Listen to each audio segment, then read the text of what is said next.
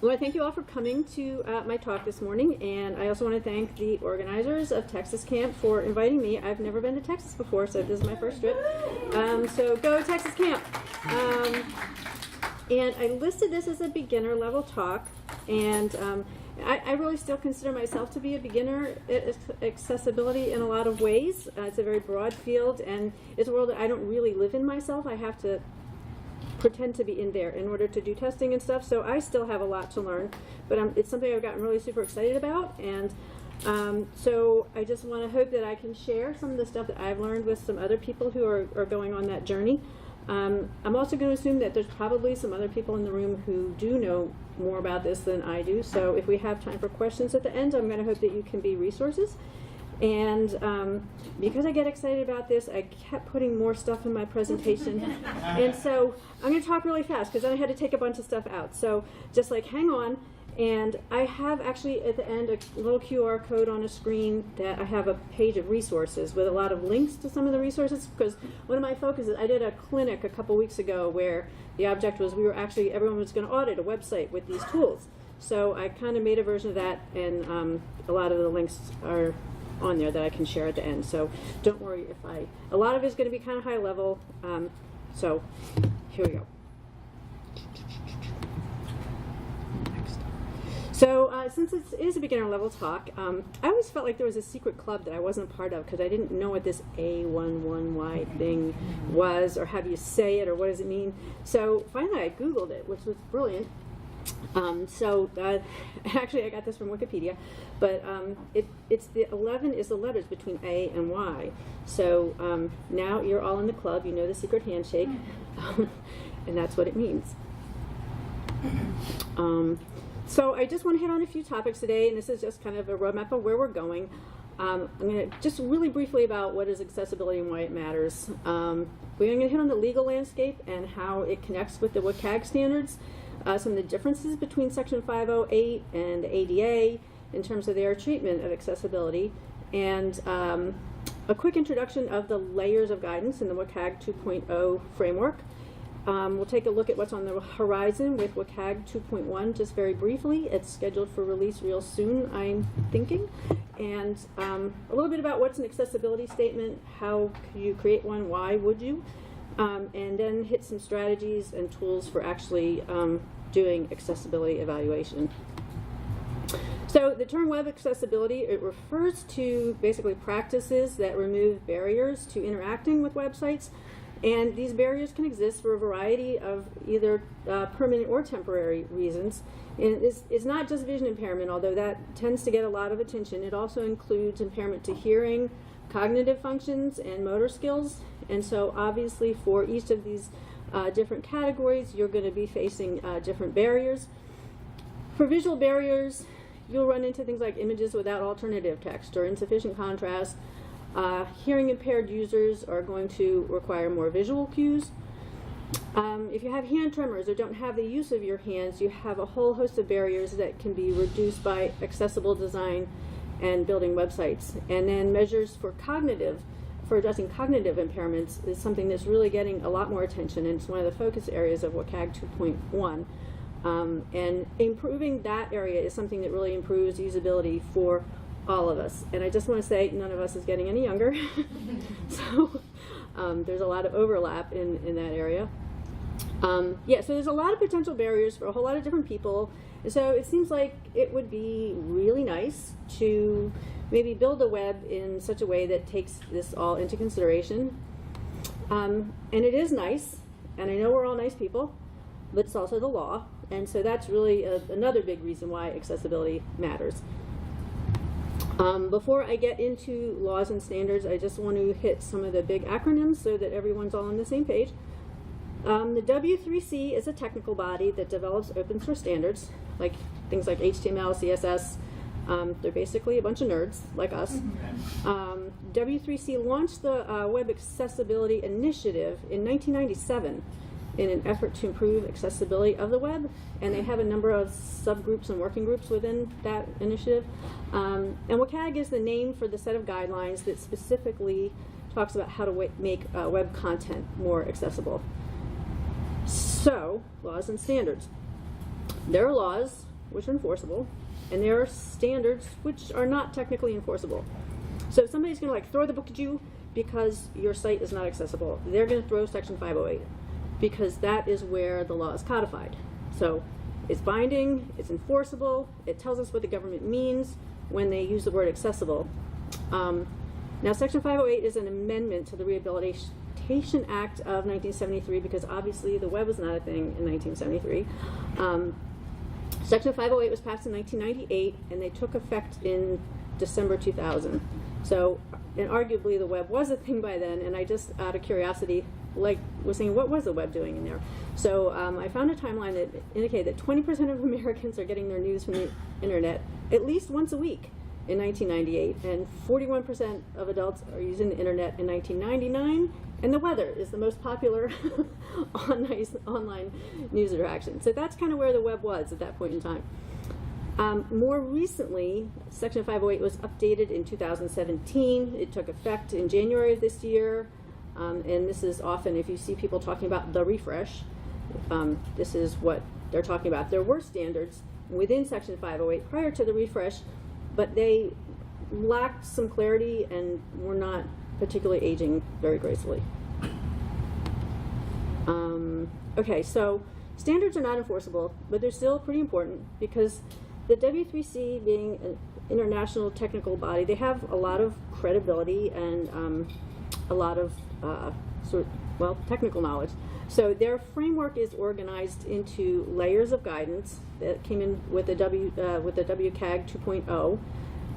They have 4 overarching principles of design, and underneath that there are 12 guidelines, and then beneath the guidelines are success criteria, and the success criteria are testable standards. And then, so those are nested under each of the guidelines. And WCAG 2.0 became final in 2008, and it followed on WCAG 1.0, which came out in 1999. So there's a 10 years between when the first WCAG came out and when it was revised.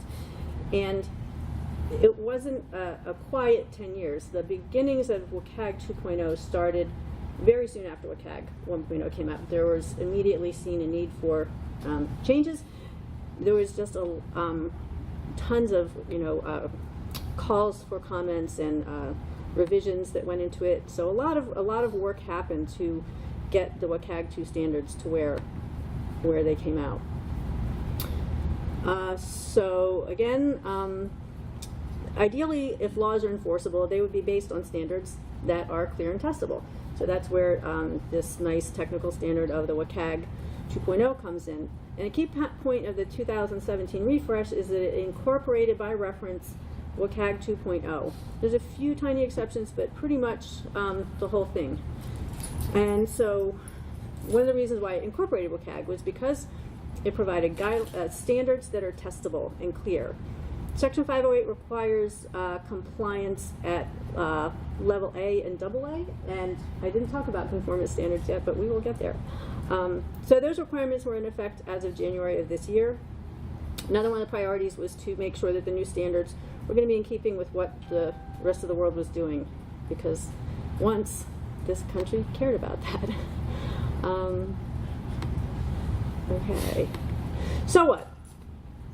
So, as of December 2000, you could be sued if your electronic and information technology didn't comply with Section 508.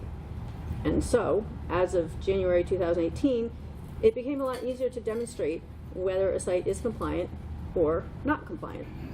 So if someone wants to throw the book at you, Section 508 is what gives them the authority, an ability to do that, and it's the reason why an organization can be sued and taken to court because they have a site that's not accessible. So who cares? So this is about who can have that book thrown at them. Section 508 requirements are applicable to federal government procurement for EIT, contractors, organizations that get funding. It doesn't strictly apply to sites that don't have a federal agency or any federal money involved, but you might not be off the hook yet, because there's also the ADA. And the ADA, the star is rising a little bit for the ADA in the world of accessibility. So, it was 1990 when the ADA was signed into law by George H.W. Bush. And around that time, the internet was just being invented by some guy named Tim, and so it wasn't really a thing. But in 2004, there was an update process, and this 2004 update was focused on architectural barriers, but they got a lot of comments asking them to take a look at web accessibility. The final rule that came out in 2010 did not address web accessibility, but there was a commitment to doing so in the future. So this process is, this ANPRM, Advanced Notice of Proposed Rulemaking, if you ever see that one.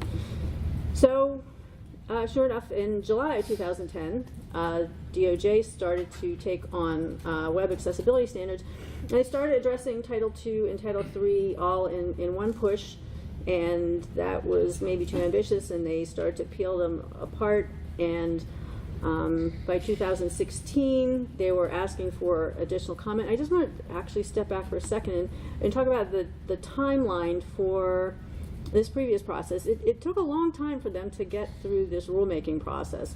So you'll see that this is taking a long time too. And unfortunately, they kind of ran out of time because, well, there was an election. So the ANPRM was put on inactive status, and then it was formally withdrawn in December 26th, day after Christmas of last year. And in their statement, they said the department will continue to assess whether specific technical standards are necessary and appropriate to assist covered entities with complying with the ADA. So, we have to get rid of 2 rules for every one that we make, and so anyway, it's probably nothing on the horizon to bring accessibility into the ADA very soon. So, without a clear set of standards or any kind of formal guidance, this is a battle that will get fought in the courts. So lawsuits are being filed at an accelerating pace. The problem with having to do it in the courts is it introduces a lot more uncertainty to the regulated community, but yeah, that's where we're ending up. But a lot of the decisions are referencing the WCAG standards. So that is potentially helpful. So there was once a sort of a school of thought or an assumption that if your website needed to be accessible if it provided nexus to a brick and mortar facility. That doesn't seem to be so important anymore. The courts are really broadening the scope of how they're applying the ADA and requiring web accessibility. So any of these things now may be required to be accessible. These are all areas where lawsuits have been settled. The one that is not so far is online job applications, and that's actually sort of a different area of the law. It's equal employment. So there's a case right now that's being tried in California's Fair Employment and Housing Act, which is their title to corollary to Title I. So I think that's still in progress. It still was last I looked. So that is yet to be determined. And it's not just the law, it's good business. I think thinking back to the keynote speaker, what is the business case for not having an accessible website? It's a huge population. There are millions of people with impairments, and so I had actually a whole section on this and had to go away because we want to get to lunch on time. But it's a huge population of users, and improving the accessibility of your site will also arguably improve your SEO, because a lot of the SEO engines sort of work like a screen reader. It makes the site easier to use for older users, and it also just improves general usability overall. So I have some blog posts on that, and I'd love to talk to anybody about it more because I love talking about this stuff, but for now, let's take a closer look at WCAG 2.0. So like I said before, it's a framework that provides layers of guidance, and the principles are basically like mission statements that form the whole foundation for the framework, and then the guidelines are sort of statements of goals. And then the success criteria are really the nuts and bolts that allow specific testing to evaluate compliance. and they come with 3 levels of conformance. Still get to that.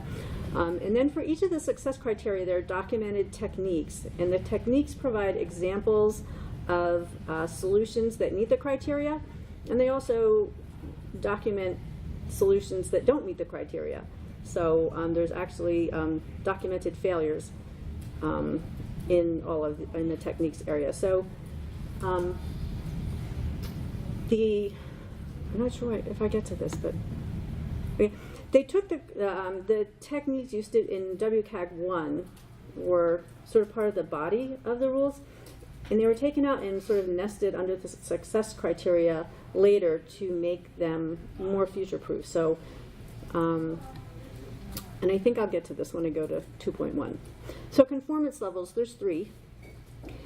Level A gives you the most basic level of access. Level AA gives you is designed to overcome the biggest and most common barriers, and level AAA is the highest standard of conformance. So the first layer is the principles, and there are 4: perceivable, operable, understandable, and robust. It makes a nice acronym. So if you're looking at a standard, you can tell which one of those it is by the number it has. And so I'm going to unpack each one of these really quickly and show which guidelines fall under which standards. I'm not going to go into detail on each one because then we would never get to lunch.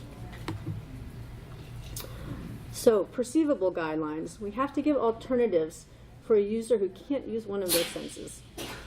So there are actually 4 guidelines under this one.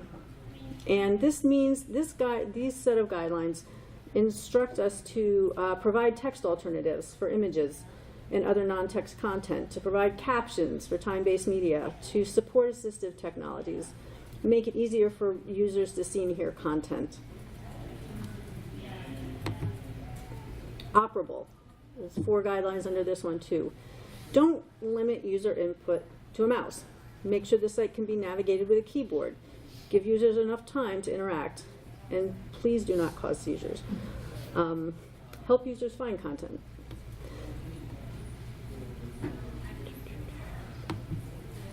Understandable. 3 guidelines under this. We need to design our website and the information in it and the user interface in a friendly way. So make the text readable and have the site operate in predictable ways. Help the users avoid and correct mistakes. No keyboard traps, no tricky forms. A lot of these are really closely aligned with basic good usability practices. And finally, robust. Users need to be able to access the content as technologies advance. And this is really sort of based in the very good semantic markup. So if you are writing code that will pass through a validator, you are probably in pretty good shape with the robust criterion. So to get more detail on this, I just want to mention this great quickref that the WAI has up. It's a lot of, I sort of highlighted some of the different things. It will show you, you can filter it, you can sort it, it's interactive, you can expand every section, you can see the techniques and failures. So you've got your sufficient techniques, and all of this can be accessed for each one of the standards, and it's nested. It's a really good resource. So if you want to get really schooled in the current standards, definitely spend some time poking through that. It's dense. But. Okay, so just to wrap up on this, 5 things to know. Section 508 is the enforceable regulation. WCAG 2.0 is the technical standard that's referenced by 508. 12 guidelines organized under 4 principles, testable success criteria, and 3 levels of conformance for those success criteria. AA is required by Section 508.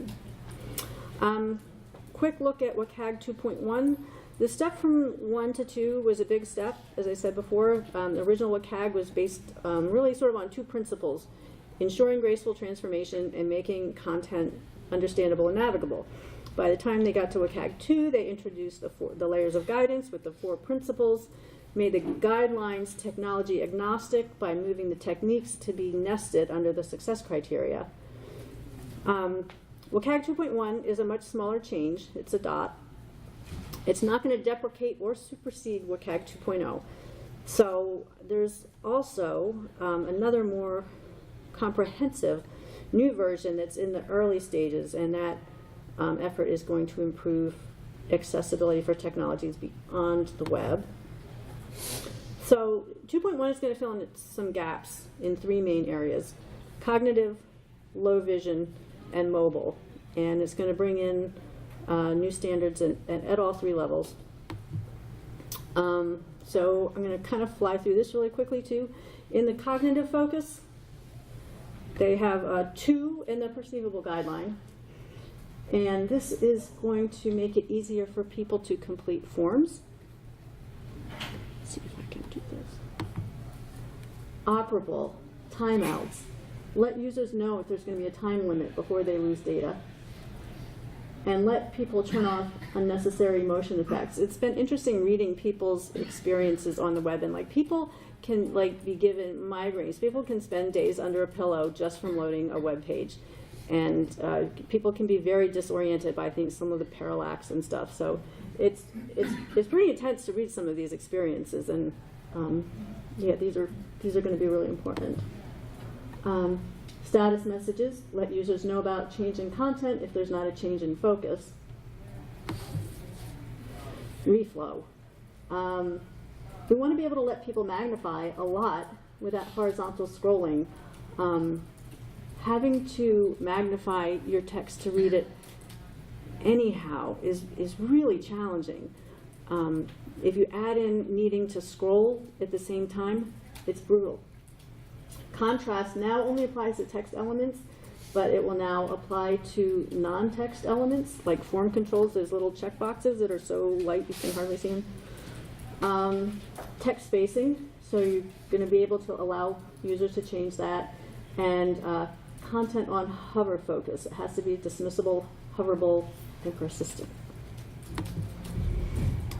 Mobile focus. When the previous standard came out, there really wasn't a lot of emphasis on mobile, so now it's a pretty significant area. So if somebody is using a device mounted, say in front of them, you can't, you don't want to restrict the view to a certain orientation if your user might not be able to change that orientation. Keyboard character shortcuts, I'm going to try and keep going. Pointer gestures, pointer cancellation. This to help you help users who don't have a lot of control over their input from making mistakes unintentionally.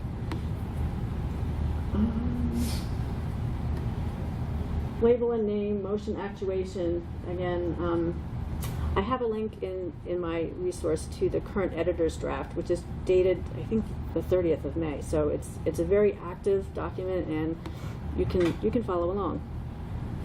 So I said there's another more comprehensive new version in the early stages that's going to improve accessibility in general, and it's not going to focus just on web content. It's going to be the accessibility guidelines, AG, instead of WCAG. So they're calling that Project Silver. Cool. So, all right, I think I'm doing okay. All right, so just a quick talk about accessibility statements. Why? An accessibility statement is something that you may be seeing popping up on a lot of websites, and it's something that lets an organization sort of make a statement publicly about its commitment to accessibility, and it shows that you have an awareness of the needs of the disabled community, and it shows that you are making an effort. So importantly, it provides visitors with information on how to get in touch if they're having a problem. So, whoops, back. This is distinct from I wonder if I hit 2 there. Okay. Distinct from a WCAG conformance claim, which is a very specific thing. The required components of a WCAG conformance claim are actually outlined in the framework, So it has to have very specific content. It has to have all this information in it. There are some optional things that you can also put in, but in contrast to a conformance claim, an accessibility statement, it doesn't have a standard format. It's not a standard-based thing. So this absence of a format can make it a little daunting to try and approach it with the blank page in front of you, but it also lets you tailor the statement to focus on the things that you want to put emphasis on. I just would say that when you're preparing an accessibility statement, I would say keep in mind who your actual intended audience is for it.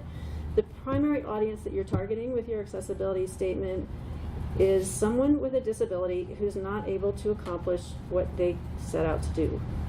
So that person really just wants to get their task done, or they want to know who to get in touch with.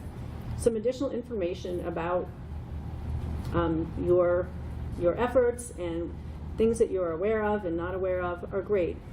And I'll touch on some of the things that I think are great for an accessibility statement.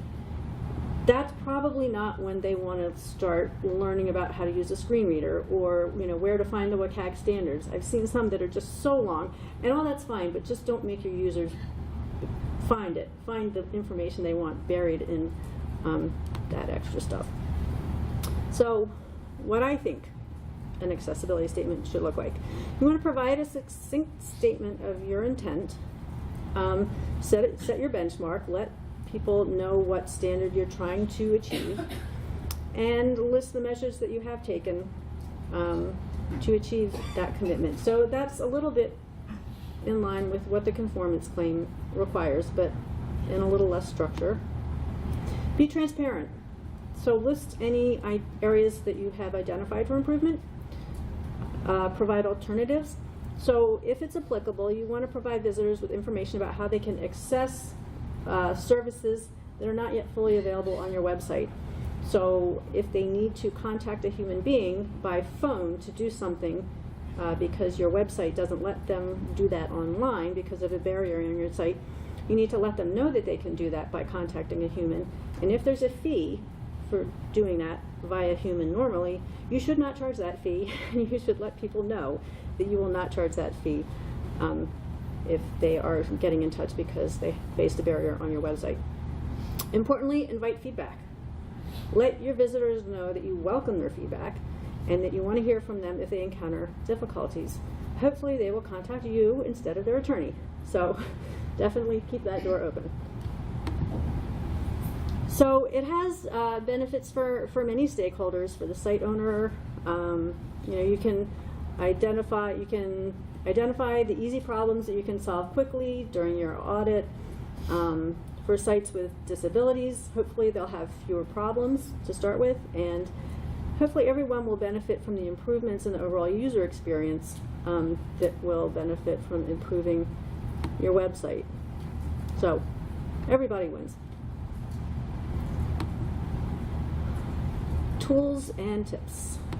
So your approach to evaluating website accessibility will depend somewhat on your role with respect to the site. So in my role, I am not responsible for content when I QA a site, so issues like alt text and links are not a big focus for me. If you're doing content, you might not be thinking a whole lot about ARIA landmarks because hopefully your developers were thinking about that. If you're a compliance officer at a university, you're probably concerned about all of that. So your list and my list and your approach and mine and your budget will be a factor as well, are all going to vary, but it's good to have sort of the whole picture. Some things to keep in mind for your manual testing. You're going to have a combination of, let me put it this way, you don't necessarily have to have automated testing, but if you do, you still need manual testing. So some things to bear in mind with your manual testing, because it can get frustrating. Tab navigation works differently in different browsers. Different browsers behave differently in different operating systems. Screen readers behave differently. They behave differently in different operating systems. And learning how to use a screen reader, if you are new to that, will be a pretty big hurdle to overcome. So another thing to remember about your manual testing is it's not going to be a once and done thing. So don't think you're just, okay, Tuesday, I'm going to scan this website and it's going to be done. it's kind of an ongoing process, so you will continue to learn. So where do you start? It can be helpful to prioritize when you have a lot of stuff to do. So focus first on the big stuff. So get the stuff that makes a big difference and is really easy to spot and fix. The W3C has a page on their site called Easy Checks that outlines one approach, and it describes each of these checks and how to perform them on a variety of pages. So you want to look at markup, check interaction, check for text, and do a few general checks. They also provide links on this page to a page called the Before and After Demo site, which is really helpful in terms of checking your own skills also. So if you're not sure, am I using the screen reader right, or is this tab navigation funky, or is it me? Using that's actually a great learning tool, and I use that site that way. So just another couple of real quick scan through. I found a number of good checklists that are just sort of helpful if you want to get started. Common issues list from California community colleges. Again, I'll have links for this in my resource at the end. Penn State University has a page that they call the blockers list, and this is a great resource because they have really good examples for considering accessibility beyond the web. So things like Word docs, PowerPoint slides, PDFs. So that's a fabulous resource. And so now I'll hit on some of my favorite auditing tools. Oops. A few tips. There's some really great automated testing tools out there.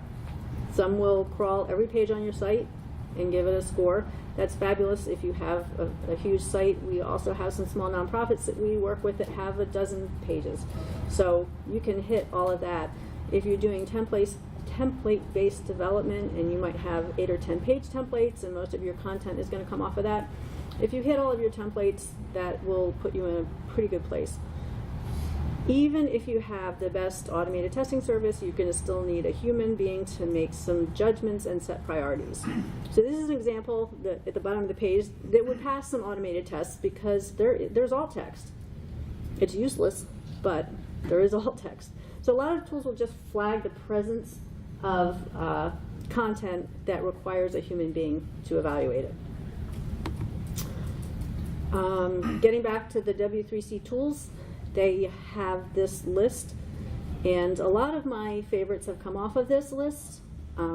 It gets longer and longer. Last time I gave this presentation, I said they had 76 tools with the WCAG 2 filter on. Now it's 92. Some of these cost money, some of them are free. They give information about what sort of systems they work in. So I'll just hit a couple of the ones that are free. So this one is called Wave, and this is the Penn State page that I referenced earlier. So they get a pretty good score. 0 errors, only 2 alerts. So Wave will render the page with icons to show you areas that are out of compliance or need to be looked at by a human. So it's trying to help the users better evaluate the things that automated tools cannot check. So in the summary view in the panel, it gives you a view of how many issues or potential issues the system has identified. In the details view, you can click on each of the icons on the page and see its location on the page and in the code tray, and you can also use the checkboxes to toggle the display any of them on or off. So if you have a ton of ARIA links on there, or ARIA landmarks on there, you can turn that off so that you can see other things more easily. The information link to the right of each grouping opens a display of more information about that rule. So the documentation tab has information about the WCAG guideline, and the links at the bottom will take you to specific success criteria that are relevant to each error. And the last tab opens the outline view where you can see the HTML outline.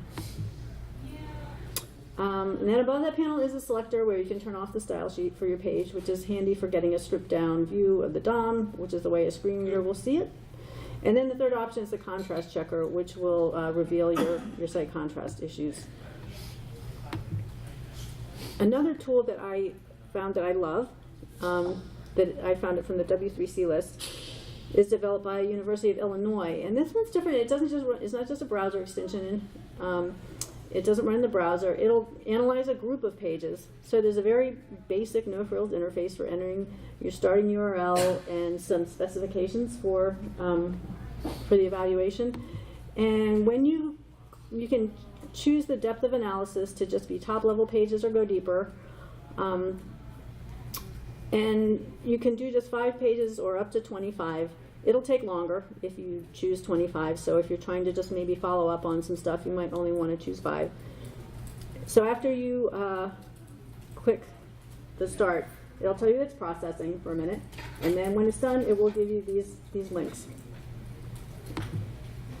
So this is what a summary report looks like, and there's a lot of information. It gives you a fabulous report. You can look at your results groups by rule category or by WCAG guidelines or rule scope. And it calculates a score for the section that you're looking at and overall, which is over there on the bottom right. And scores are funny. A lot of sites will give a score, and I'm like, okay, 48 what's? So that's a little bit weird. But the thing that's really helpful, I find, though, with the score is if you are in a situation where you need to be able to demonstrate progress, that sort of a quantitative metric can be really handy. If you want to show some stakeholder that you are making progress, having that number can be helpful. So so here you can see there were a couple of violations in the landmark category. I clicked on the link for landmarks, and you can see that there are a couple of rules that were violated. I'm going to kind of fly through this, but you can slice and dice this information a lot of different ways. So this is definitely one of the resources that I use. You need to create an account to use this tool. And I don't think they're spying on you. I think you can save your reports on this Manage Reports page. So it will save up to 10 reports. You can choose which ones you want to delete or flag certain ones to automatically be deleted. So that can be handy too. Lighthouse is one of the Google tools for web developers. You can run Lighthouse in your Chrome DevTools, or you can also do it from the command line or as a node module. Don't know what that means. I think it's pretty cool, but not a dev, but people tell me that's a good thing. Here is that user-friendly report that it puts out. It'll evaluate your page in 8 different areas of conformance and give you a score based on a set of rules. This score was based on one of the after pages from that before and after demo page. I was trying to find something that I would get 100 on. So they passed. And if you don't get 100, you will get, it runs out of your inspector in Chrome. So you hit the audits link there and choose accessibility and run audit. Yep, if you didn't score 100%, you'll see a list of your errors.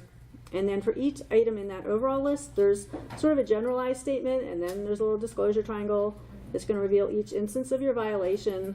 In this case, it was elements on the page are not unique, so it actually shows you where the other pair of the non-unique thing is. Up at the top, there's that Learn More link where you can find more information about the rule.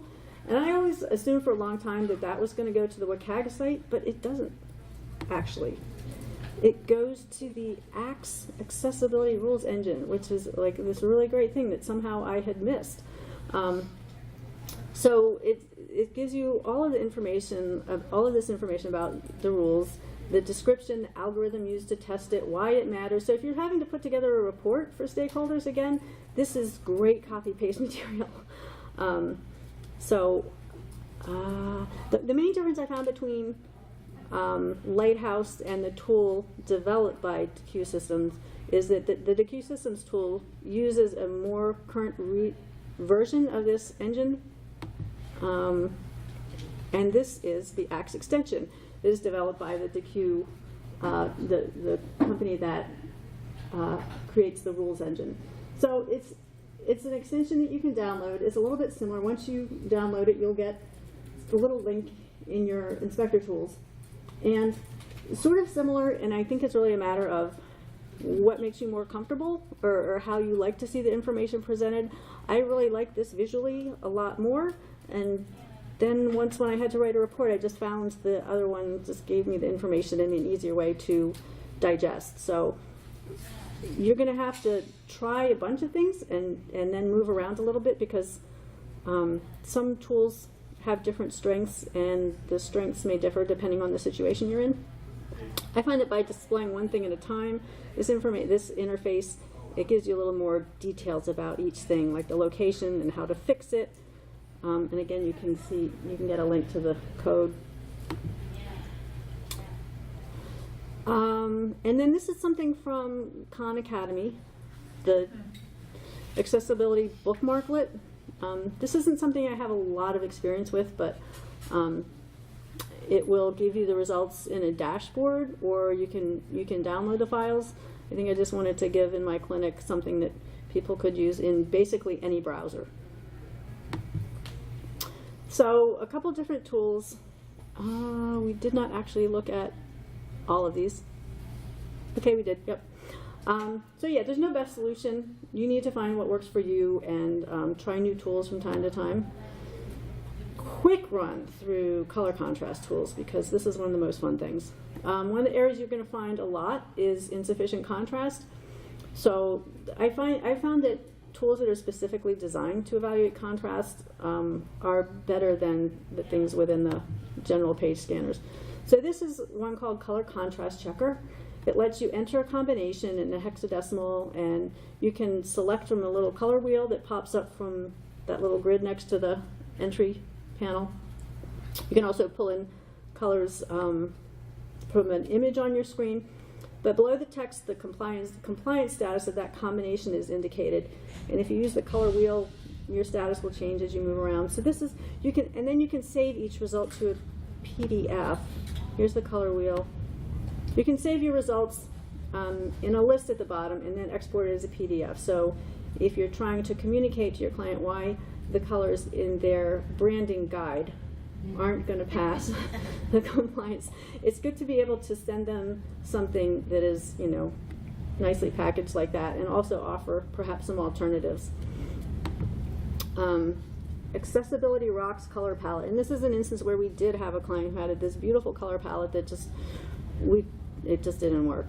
So it used to let you assign some colors as background and others as foreground, but now it gives you all of the possible combinations. So you just enter your palette in a comma separated list, and it includes black and white. It's a lot to look at, but I think it will display your results with the highest contrast combinations first. So yeah, these people had this beautiful orange and yellow palette, but didn't work. This one's a little bit color palette checker. It's a little bit plain in terms of your interface, but enter your colors, choose your conformance level, click submit, and then here's your result there. When the page loads, you just see the panels that I have on the left of the slide, but if you click on one of those colors, then you'll get this analysis on the right. So each time you click on one of those colors, that little grid will change.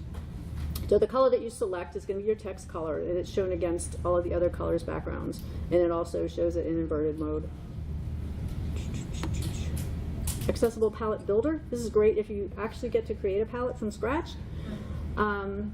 So it loads with this combination that's here, and then when you click Edit Template, it'll give you another row of boxes so that you can load your own colors, and you can change those labels. So right now it says like white, light, bright, but you can change that too.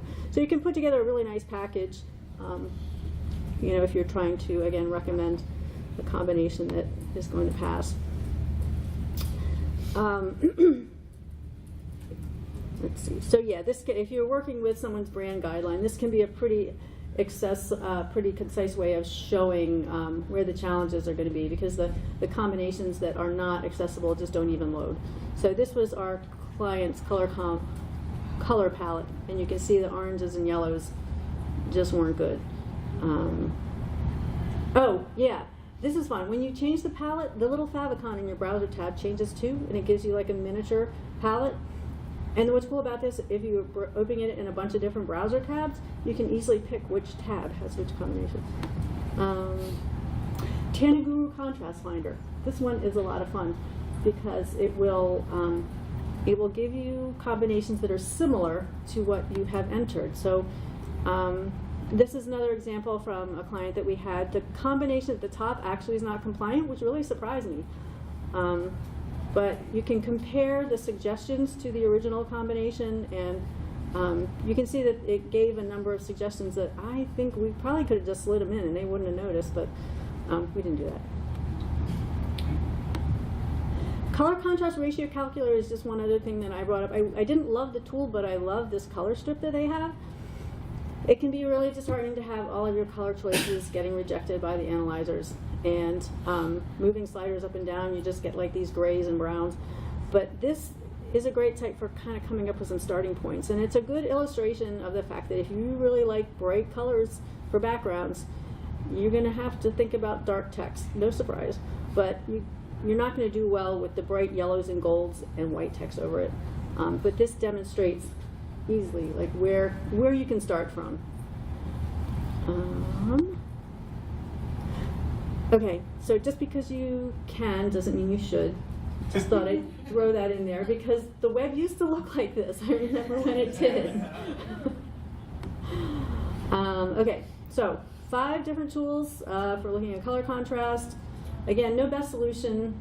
Figure out what works for you and the problems you're solving, and remember to always try some new tools from time to time. So hopefully this will work if anyone wants to get that PDF with links. And I also did a shortened thing. And I want to thank you all for coming. I think we're out of time exactly, if I'm correct. So if there are any questions, find me at lunch. Well, thank you. Thank you. Great. Yeah.